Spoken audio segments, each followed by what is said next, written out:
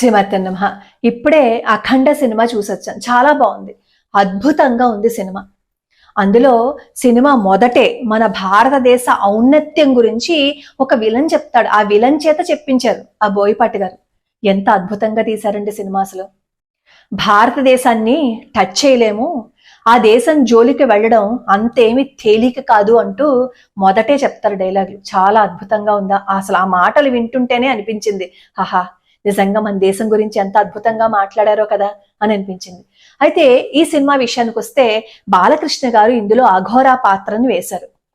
అఘోరాగా ఈ దేశానికి ఏదైనా సరే గ్లాని ఏర్పడితే, ధర్మానికి గ్లాని ఏర్పడితే, మన దేశంలో ఏదైనా సరే ఇబ్బంది వస్తే దేవుడు ఉన్నాడు, దేవుడు కాపాడతాడు అనే థీమ్ మీద తీసిన సినిమా. చాలా అద్భుతంగా ఉంది. నిజంగా మనం చరిత్రలో చూసుకుంటే చూడండి, మన దేశాన్ని హస్తగతం చేసుకోవడానికి ఎన్ని విద్రోహ శక్తులు ప్రయత్నించాయో. దేవాలయాల్ని కూల్చేశారు, ధ్వంసం చేసేశారు, మన ప్రార్థనా స్థలాల్ని ఆక్రమించేసుకున్నారు. మధుర, కాశీ ఇలా ఈ దేవాలయాలన్నింటినీ నేలమట్టం చేసేశారు కదా. ఎన్ని ప్రయత్నాలు చేసినా భారతదేశాన్ని ఏమీ చెయ్యలేక తిరిగి వెళ్ళిపోయారు. అఫ్ కోర్స్ ఇప్పుడు కూడా కొన్ని అరాచక శక్తులు ఇంకా మన మీద పనిచేస్తూనే ఉన్నాయని అనుకోండి. ఎన్ని పని చేసినా నువ్వు భగవంతుడి పాదాలు పట్టుకో, నువ్వు ధర్మంగా ఉండు, దేశం కోసం పనిచేయి, దేశం కోసం ఆలోచించు, ధర్మం కోసం ఆలోచించు, ఖచ్చితంగా భగవంతుడు వస్తాడు అనే థీమ్ మీద తీసిన సినిమా అన్నమాట ఇది. ఇక్కడ ఈ బాలకృష్ణ గారు ఇందులో అఘోరా. మనం చరిత్రలోకి వెళ్ళి చూస్తే కాశీలో 1,00,000 మంది ఔరంగజేబు సైనికులు ఈ కాశీ మీదకి దండయాత్రకు వస్తారు. ఔరంగజేబు చాలా సార్లు ప్రయత్నించాడు కాశీ మీద దండయాత్రకి, అయినా సరే కొన్నిసార్లు తిరిగి వెళ్ళిపోవలసి వచ్చింది. ఒకసారి దండయాత్రకు వచ్చినప్పుడు మధుసూదన సరస్వతి గారు హెచ్చరిస్తారు, నువ్వు పద్ధతి కాదు, నువ్వు వెళ్ళిపో అని చెప్పి. వినడు, 1,00,000 మంది సైనికుల్ని పంపిస్తాడు. అప్పుడు మధుసూదన సరస్వతి గారు ఏం చేస్తారు అంటే నాగ సాధువుల్ని పిలిపిస్తారు. అప్పుడు నాగ సాధువులు యుద్ధం చేస్తారు, తునకల కింద కొట్టేస్తారు తెలుసా ఆ 1,00,000 మంది సైనికుల్ని. అలానే మధురలో కూడా అంతే, ఆడవాళ్ళ మాన ప్రాణాలు తీసేస్తూ ఉంటారు. ఎవరు ఏం చేయలేక చేతులు ముడుచుకుని కూర్చుంటే అప్పుడు కూడా నాగ సాధువులే వచ్చి కాపాడారు. అంటే హిమాలయాల్లో ముక్కు మూసుకుని కూర్చుంటూ తపస్సు చేసుకున్న ఆ నాగ సాధువులు దేశానికి ధర్మానికి గ్లాని ఏర్పడితే వాళ్ళు వాళ్ళ వంతు కృషి చేస్తారు అని చెప్పడానికి ఒక ఉదాహరణ అనిపించింది ఈ సినిమా. అందులో ఈ గ్రాఫిక్స్ గురించి కానీ ఈ టెక్నాలజీ గురించి కానీ నాకు తెలియదు, కానీ అది మాత్రం దేశానికి ఒక మంచి మెసేజ్ని ఇచ్చే సినిమా.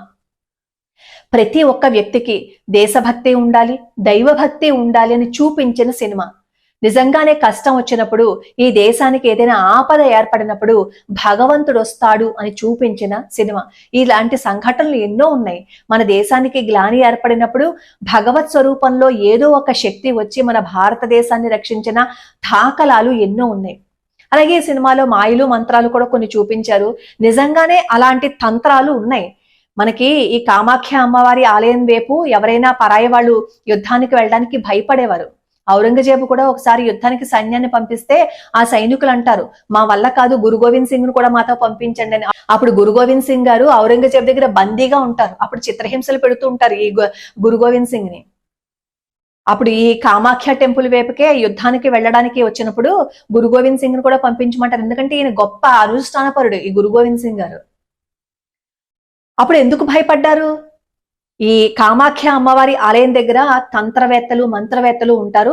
ఎవరైనా పరాయి వాళ్ళు వచ్చి అక్కడ వాళ్ళతో యుద్ధం చేయడానికి వస్తే సైన్యాన్ని అష్టదిగ్బంధనం చేసేసేవారట, మంత్రాలు తంత్రాలు ఉపయోగించేవారట. అందుకే అటువైపు వెళ్ళిన భక్తియార్ ఖిల్జీ కూడా చచ్చిపోయిన తర్వాత. ఇలా ఎన్నో దృష్టాంతాలు మన దేశం మీద వచ్చి పడి మనల్ని నాశనం చేయాలనుకున్న ప్రతి వాడికి బుద్ధి చెప్పే పంపించారు. లేదు అంటే ప్రకృతే బుద్ధి చెప్పి పంపించింది. కాస్త మనం బాధపడ్డాం, నేనేం కాదు అంటలేదు, ఆ బాధ వర్ణనాతీతమే, అది కూడా నేను కాదంటలేదు. కానీ మనం ఎన్ని బాధలు పడినా ఎన్ని కష్టాలు పడినా చివరికి ధర్మమే గెలుస్తుంది అని చూపించిన సినిమా అది. అప్పుడు మీకు అనిపించవచ్చు, ఒక్క బాలకృష్ణ వీళ్ళందరితోని ఎలా అయితే ఫైట్ చేస్తారు, అసలు ఆ ఫైట్ చేయడానికి వీలుంటుందా, అసలు సాధ్యమా అని అనుమానం రావచ్చు. తక్షక్ ఆయన చరిత్ర చదవండి, ఆయన చేసింది అదే. ఒక్కడు 300 మంది సైనికుల్ని తరిమి కొట్టాడు. మళ్ళీ ఆ తర్వాత 300 సంవత్సరాల పాటు మన భారతదేశం వైపు చూడటానికి ఎవరు సాహసం చేయలేదు. అలా వీరుల చరిత్ర చదివితే తెలుస్తుంది. ఒక్కొక్కడు ఎంతెంత మందిని తొనాతొనకల కింద కొట్టేశారు. ఈ సన్యాసి విప్లవంలో ఈ నాగసాధువులు గాని అఘోరాలు గాని మన దేశాన్ని ఏ విధంగా రక్షించారు అనేది మనకి చరిత్ర చదివితే తెలుస్తుంది.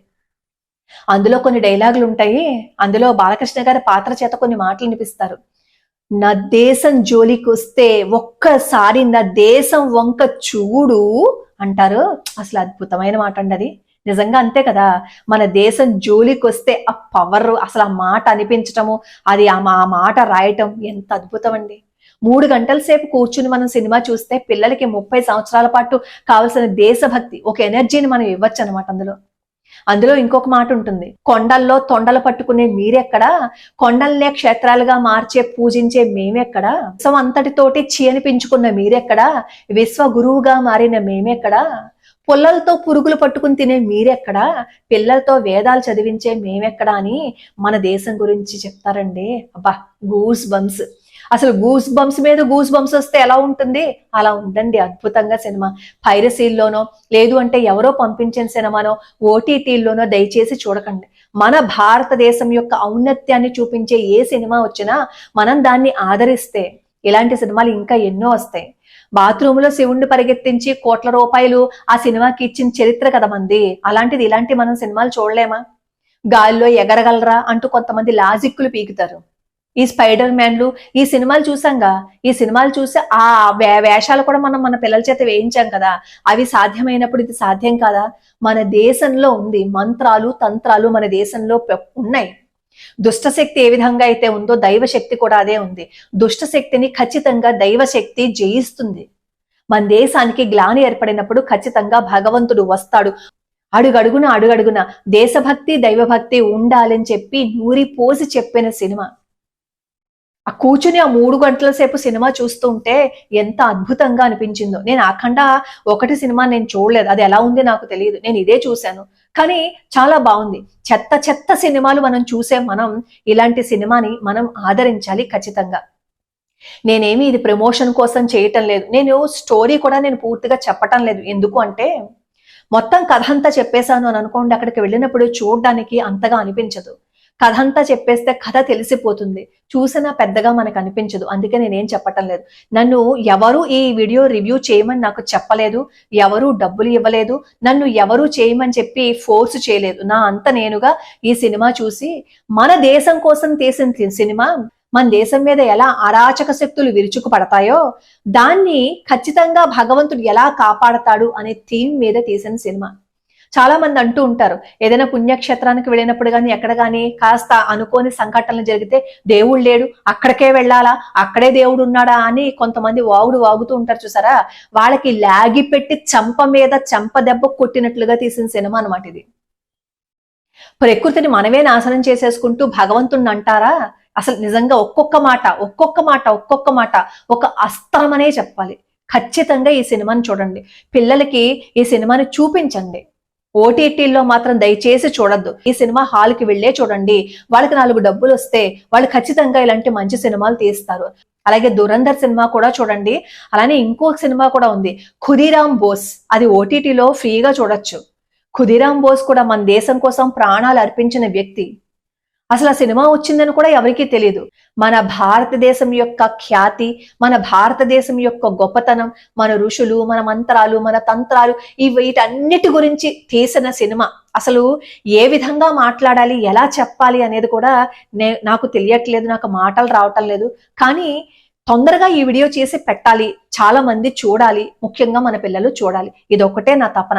నేను ఈ రివ్యూ సరిగ్గా ఇవ్వలేకపోతే నన్ను దయచేసి క్షమించండి. నేను ఏ సినిమా చూడను, కానీ ఈ సినిమా చూసొచ్చాను. ధురంధర్ సినిమా కూడా నేను త్వరలో చూడాలని అనుకుంటున్నాను, ఎందుకంటే మా ఊళ్ళో లేదు కాబట్టి నేను ఆ సినిమా చూడలేదు. ధురంధర్ సినిమా కూడా చాలా బాగుందంట, అది కూడా చూడండి.